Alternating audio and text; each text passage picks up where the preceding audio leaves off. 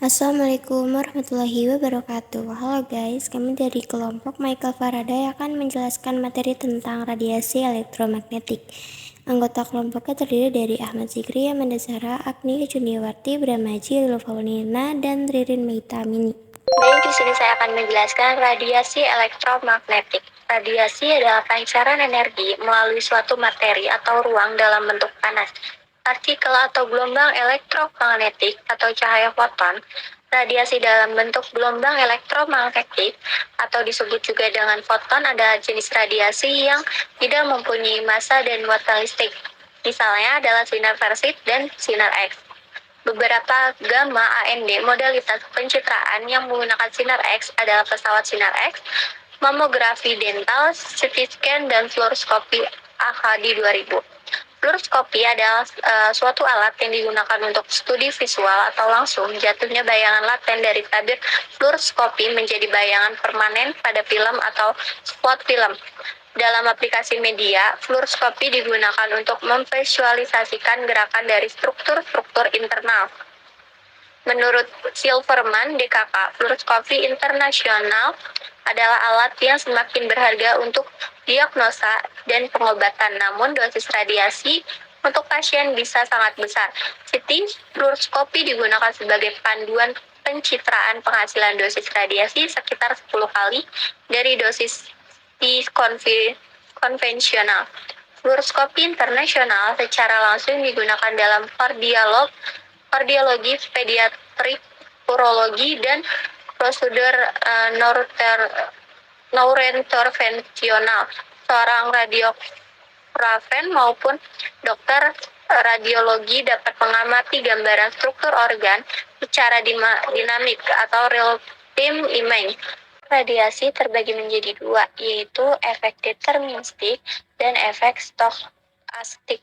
Efek deterministik muncul seketika atau beberapa minggu setelah terkena radiasi yang ditandai dengan keluhan, baik umum maupun lokal, yang sulit dibedakan dengan penyakit lainnya, di mana keluhan umum seperti nafsu makan berkurang, mual, lesu, lemah, demam, keringat berlebih hingga menyebabkan universal andal atau kematian. Sedangkan keluhan lokal adalah erythema atau kulit memerah, pedih, gatal, bengkak, melepuh, memborok, dan kerontokan rambut. Efek stokastik munculnya berlangsung lama setelah penyinaran radiasi seperti kanker, kerusakan somatik, cacat pada keturunan atau kerusakan genetik, katarak hingga kemandulan. AKD 2000. Tujuan penelitian terbagi menjadi tujuan umum dan tujuan khas. Menganalisis paparan radiasi akibat pemeriksaan fluoroskopi pada kerja. 1. Menganalisis dosis radiasi pada organ tiroid. 2. Menganalisis dosis radiasi pada organ mata. 3. Membandingkan dosis radiasi yang diterima oleh organ tiroid dengan organ mata. Untuk manfaat dari penelitian ini terbagi menjadi manfaat akademis dan manfaat terapan. Menambah pengetahuan bagi peneliti untuk mengetahui seberapa besar dosis radiasi pada organ tiroid dan mata pekerja saat pemeriksaan fluoroskopi. Baik, selanjutnya kita masuk ke subbab spektrum. Spektrum elektromagnetik merupakan spektrum kontinu yang didefinisikan sebagai rentang panjang gelombang tertentu. Gelombang elektromagnetik tidak perlu media rambat dan memiliki muatan listrik serta magnet.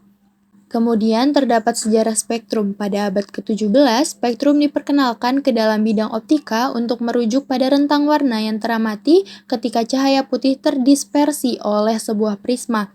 Segera, istilah tersebut merujuk pada plot intensitas cahaya sebagai fungsi dan frekuensi atau gelombang panjang. Istilah spektrum kemudian segera diterapkan untuk gelombang-gelombang lain seperti gelombang suara dan sekarang diterapkan untuk sebuah sinyal yang dapat diuraikan ke dalam komponen-komponen frekuensi. Sebuah spektrum biasanya adalah plot dua dimensi di sekumpulan sinyal menggambarkan komponen-komponennya dengan ukuran lain. Kadang-kadang kata spektrum merujuk pada kumpulan sinyal itu sendiri, seperti pada spektrum cahaya tampak, yang merupakan gelombang elektromagnetik yang dapat dikesani oleh mata manusia. Cahaya yang dilewatkan pada sebuah prisma dipisahkan ke dalam warna-warna berdasarkan panjang gelombang. Warna ungu di salah satu ujung memiliki panjang gelombang terpendek dan merah di ujung lainnya memiliki panjang gelombang terpanjang. Urutan warna dari panjang gelombang ke panjang gelombang yang lebih pendek adalah merah, jingga, kuning, hijau, biru, dan ungu. Ketika panjang gelombang diperpanjang melewati cahaya merah, akan didapati inframerah, gelombang mikro, dan radio. Ketika panjang gelombang diperpendek melewati cahaya ungu, didapati ultra ungu, sinar X, dan sinar gamma. Contoh-contoh spektrum. Yang pertama ada gelombang radio. Gelombang elektromagnetik dalam radio terbilang panjang dan rentang frekuensinya rendah. Panjang gelombang radio antara 0,3 sampai 600 meter dengan rentang frekuensi sekitar 5 kali 105 Hz sampai 109 Hz. Lalu yang kedua ada gelombang mikro. Panjang gelombang mikro lebih pendek, dengan frekuensi lebih tinggi jika dibandingkan dengan gelombang radio. Gelombang mikro dihasilkan oleh tabung vakum daya tinggi, perangkat semikonduktor seperti transistor efek medan, diode GaN, dioda terowongan, dan lainnya. Frekuensi gelombang mikro berkisar 109 Hz hingga 3 kali 1011 Hz. Yang ketiga ada sinar inframerah. Gelombang inframerah memiliki panjang gelombang lebih pendek, tetapi frekuensinya tinggi jika dibandingkan gelombang mikro. Sinar inframerah dikenal sebagai gelombang panas yang panjangnya berkisar 8 kali 10 pangkat min 7 meter hingga 10 pangkat min 3 meter. Frekuensinya 3 kali 1011 Hz sampai 4 kali 1014 Hz. Yang keempat ada sinar ultraviolet. Sinar elektromagnetik yang memiliki panjang gelombang antara 380 Nm sampai 10 Nm. Rentang frekuensinya berkisar 8 kali 10.014 Hz sampai 3 kali 1016 Hz. Lalu yang kelima ada sinar gamma. Sinar gamma merupakan jenis elektromagnetik dengan gelombang terpendek dengan frekuensi terbesar dibandingkan gelombang elektromagnetik lainnya. Panjangnya berkisar 0,6 kali 10 pangkat min 11 meter hingga 10 pangkat min 10 meter, sedangkan frekuensinya berada di 3 kali 108 Hz hingga 5 kali 1022 Hz. Selanjutnya contoh penerapan spektrum dalam kehidupan sehari-hari. Yang pertama ada sinar gamma, untuk mengecek keretakan hasil pengelasan logam dan untuk membunuh sel kanker. 2. Ada sinar X, mendeteksi organ-organ tubuh bagian dalam, mengambil gambar tulang dalam tubuh, dan menganalisis struktur kristal. Yang ketiga ada ultraviolet, untuk menentukan kandungan suatu bahan yang digunakan pada lampu neon. Yang keempat ada sinar tampak atau Mejiku Hibiniu, berguna untuk fotosintesis pada tumbuhan. Yang kelima ada inframerah, digunakan untuk foto inframerah dan remote control. Yang keenam, gelombang mikro untuk komunikasi radar microwave. Penggunaan gelombang mikro untuk radar dapat mendeteksi kedudukan pesawat terbang. Dan yang terakhir ada gelombang radio, digunakan untuk komunikasi radio dan teleskop. Halo, aku Agnia Jendiarati. Di sini aku bakal jelasin sumber radiasi elektromagnetik. Sumber radiasi elektromagnetik berasal dari berbagai sumber, yaitu matahari. Matahari menghasilkan radiasi elektromagnetik dengan berbagai frekuensi, termasuk sinar ultraviolet, yang terdapat juga pada lampu merkuri, sinar tampak, dan sinar inframerah dari energi matahari ke bumi sehingga bumi memancarkan sinar inframerah ke angkasa. Kemudian ada telekomunikasi.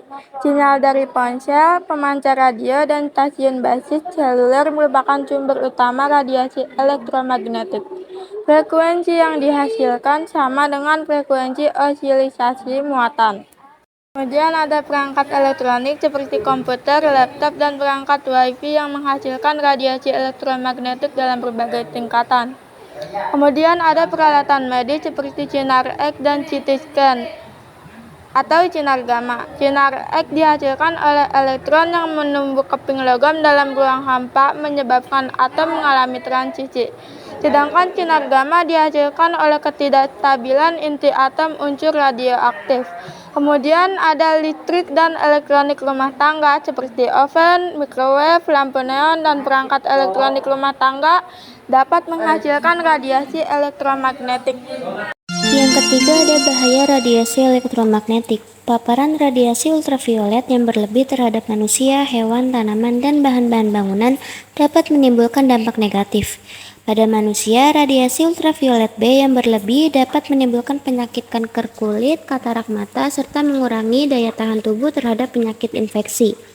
Selain itu, peningkatan radiasi ultraviolet B juga dapat memicu reaksi kimiawi di atmosfer bagian bawah, yang mengakibatkan penambahan jumlah reaksi fotokimia yang menghasilkan asap beracun, terjadinya hujan asam, serta peningkatan gangguan saluran pernapasan. Adapun beberapa dampak radiasi elektromagnetik pada makhluk hidup dan lingkungan. Yang pertama ada dampak radiasi ultraviolet B pada tumbuhan, yaitu dapat menyebabkan pertumbuhan tanaman menjadi lambat dan beberapa bahkan menjadi kerdil. Sebagai akibatnya, hasil panen sejumlah tanaman budidaya akan menurun serta tanaman hutan menjadi rusak. Yang kedua ada microwaves. Microwaves dapat menimbulkan efek stres pada syaraf otak. Yang ketiga ada radiasi handphone. Radiasi handphone dapat mengacaukan gelombang otak, menyebabkan sakit kepala, kelelahan, dan hilang memori. Pemakaian handphone bisa menyebabkan kanker otak. Yang keempat ada dampak negatif Wi-Fi. Dampak negatif Wi-Fi sehubung dengan radiasi elektromagnetik, keluhan nyeri di bagian kepala, telinga, tenggorokan, dan beberapa bagian tubuh lain bila berada dekat dengan peralatan elektronik atau menara pemancar. Yang kelima ada sinar X dan sinar gamma, dapat menyebabkan kerusakan sel atau jaringan hidup manusia. Nah, selanjutnya tuh ada kesimpulan. Jadi kesimpulannya itu radiasi elektromagnetik adalah perpindahan energi dalam bentuk gelombang elektromagnetik seperti cahaya atau gelombang radio. Sementara radiasi ini memiliki manfaat dalam berbagai aplikasi seperti komunikasi, nirkabel, dan pemindaian medis. Penting untuk memahami dan mengelola dampaknya terhadap kesehatan dan lingkungan. Kesimpulannya, penggunaan radiasi elektromagnetik harus diatur dengan bijak untuk meminimalkan risiko potensial. Penting untuk terus melakukan penelitian dan pengembangan teknologi yang dapat meminimalkan paparan radiasi elektromagnetik tanpa mengorbankan kegunaan yang ada, serta edukasi masyarakat mengenai penggunaan perangkat elektro dan sumber radiasi lainnya dapat membantu dalam mengurangi risiko kesehatan yang mungkin terkait dengan paparan berlebihan. Keseluruhan pendekatan holistik dan berkelanjutan perlu diambil untuk mengoptimalkan manfaat radiasi elektromagnetik sambil memitigasi potensi risikonya. Oke guys, segitu saja dari kelompok kami. Kurang lebihnya mohon maaf. Wassalamualaikum warahmatullahi wabarakatuh. See you next time.